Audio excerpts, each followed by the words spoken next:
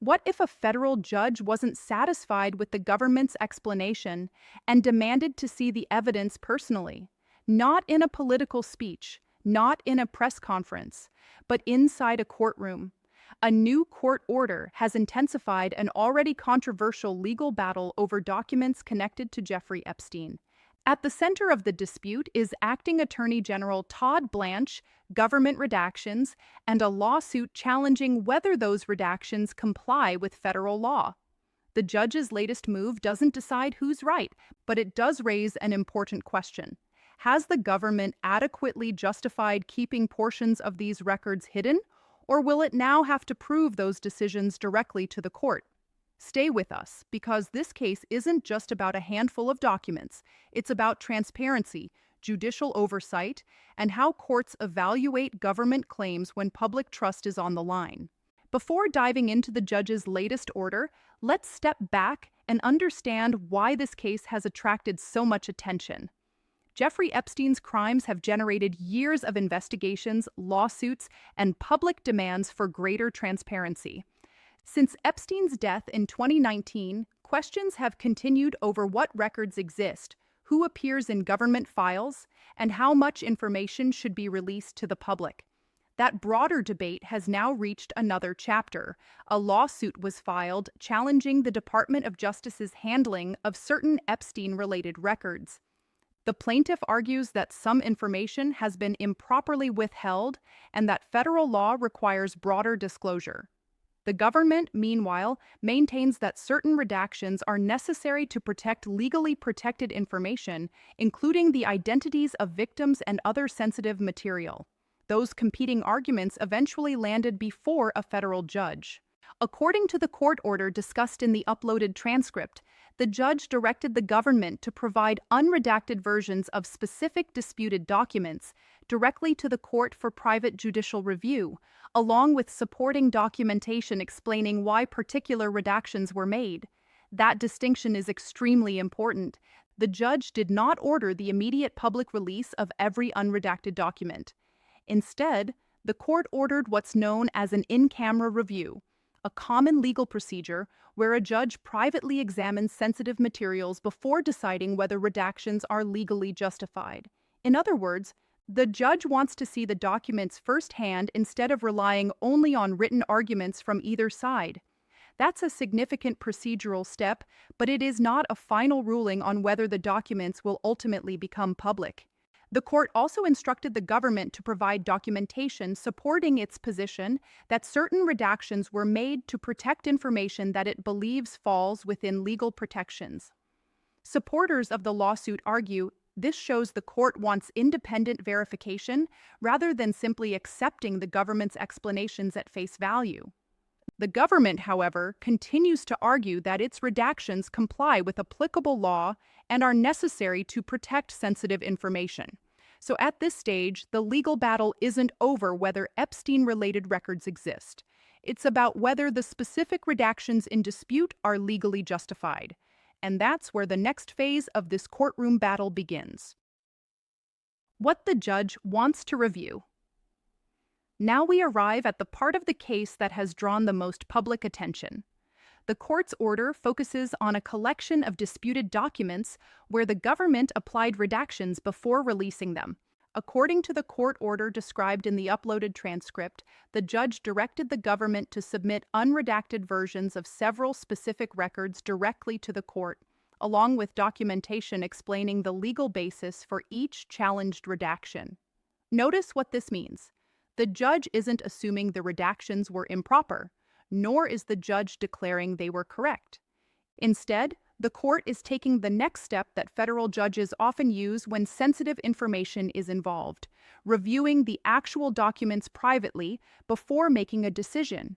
That process may sound technical, but it's actually central to how courts resolve disputes over confidential records. Rather than relying only on legal briefs, judges can examine the evidence themselves. Supporters of the lawsuit argue this reflects the court's interest in independently evaluating the government's explanations. The Department of Justice, meanwhile, maintains that many of the disputed redactions protect information that should remain confidential under applicable law. One category of documents receiving particular attention includes emails connected to the Epstein investigation. According to the transcript, the government has argued that some names were withheld because they identify victims or involve protected personal information. The plaintiff disputes whether every challenged redaction falls into those protected categories, making that one of the key legal disagreements before the court. It's important to understand that at this stage, the public has not seen the unredacted versions the judge will review. That means many claims about what those records contain remain allegations or competing legal arguments, not established judicial findings. And that's exactly why the judge's review matters. If the court concludes certain redactions are legally justified, they may remain in place. If the court determines some were applied too broadly, additional information could potentially be ordered released. That decision has not yet been made. Another aspect of the dispute involves internal Department of Justice records, including draft prosecution materials referenced in the litigation. According to the transcript, these records are also among the materials the court wants to examine privately before deciding whether the government's legal justifications are sufficient. For now, the judge is asking a straightforward legal question. Can the government demonstrate document by document that each disputed redaction complies with the law? That question, not political rhetoric, is what this stage of the lawsuit is really about. To understand why this dispute has attracted so much attention, it's helpful to look beyond the individual documents. At its core, this case is about how courts balance two important interests. On one hand is the public's interest in transparency, especially in a case that has generated years of scrutiny and unanswered questions. On the other is the government's responsibility to protect legally confidential information, including victim identities, ongoing privacy interests, and other categories recognized under federal law. Those goals can sometimes conflict.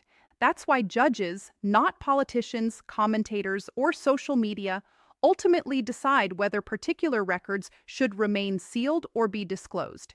In this case, the court's decision to conduct an in-camera review signals that the judge wants to independently verify the legal basis for disputed redactions rather than rely solely on written arguments from either side.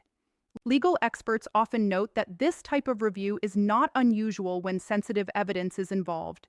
It protects confidential information while allowing the court to carefully evaluate whether secrecy is justified. That distinction matters because headlines can sometimes make procedural rulings sound more dramatic than they really are. Ordering documents into a judge's chambers is not the same as ordering those documents released to the public. The judge must still determine whether the challenged redactions comply with the governing law. Whatever that decision ultimately is, it could influence how similar transparency disputes are handled in future cases. The outcome may also clarify how courts expect government agencies to justify withholding information when disclosure laws are involved. In other words, this lawsuit has implications beyond the Epstein records themselves. It's testing how detailed the government's explanations must be when its decisions are challenged in federal court. As the legal process continues, both sides will likely have opportunities to present additional arguments. The court will then decide whether the existing redactions remain appropriate or whether further disclosure is legally required. For now, one thing is clear. The judge has chosen to examine the disputed materials personally before reaching that conclusion. And in a case watched by millions, every procedural step is likely to receive intense public attention. So, where does this legal battle go from here? The answer depends on what happens after the judge completes the private review of the disputed records. Because the documents are being examined in camera, meaning privately by the court, the public won't immediately know what the judge sees. Instead, the next clues will likely come through future court orders. There are several possible outcomes. One possibility is that the judge concludes the government's redactions are legally justified. If that happens, the disputed portions of the records could remain sealed, and the Department of Justice would likely argue that its handling of the documents complied with the law. Another possibility is that the judge determines some of the redactions were applied too broadly. If so, the court could order additional information to be disclosed while still protecting identities or details that remain legally confidential. There's also a middle ground. The judge could agree with some of the government's redactions while rejecting others, resulting in a partial release of additional material. That's often how complex records disputes are resolved. Whatever the outcome, this is unlikely to be the end of the legal process. If either side disagrees with the court's ruling, appeals remain a possibility. Higher courts could eventually be asked to review how the law was interpreted and whether the trial court applied the correct legal standards. The transcript also notes that other issues in the lawsuit, including additional categories of records and procedural disputes, remain unresolved, meaning future hearings or orders may still address those matters. That means this case is still evolving. For viewers following every development, it's important to remember that legal proceedings often move more slowly than news cycles. A dramatic headline may appear overnight, but court decisions are built through filings, hearings, evidence, and judicial review. That's exactly where this case stands today. The judge has requested additional materials. The government must respond, and only after reviewing everything will the court decide what should happen next. Cases involving Jeffrey Epstein continue to generate enormous public interest because they touch on questions that extend far beyond one criminal investigation. People want answers, they want transparency, and they want confidence that the legal system applies the same standards to everyone. This latest court order doesn't answer every question. It doesn't determine guilt or innocence for anyone not already convicted. And it doesn't automatically make disputed records public. What it does show is that the court is carefully examining the legal arguments before deciding whether the challenged redactions comply with the law. That's an important reminder that the judicial process often unfolds step by step, even in the most closely watched cases. As new filings, hearings, or rulings emerge, this story could continue to develop. Until then, separating confirmed court actions from public speculation remains essential for understanding what is actually happening inside the courtroom. We'll continue following this case and bring you verified updates as new information becomes available. If you found this breakdown helpful, let us know your thoughts in the comments. Do you think the court's review will lead to additional disclosures, or do you believe most of the disputed redactions will remain in place? And if you enjoy fact-based legal and political analysis explained in clear, straightforward language, don't forget to like this video, subscribe to the channel, and turn on notifications so you won't miss our next update. Thanks for watching, and we'll see you in the next video.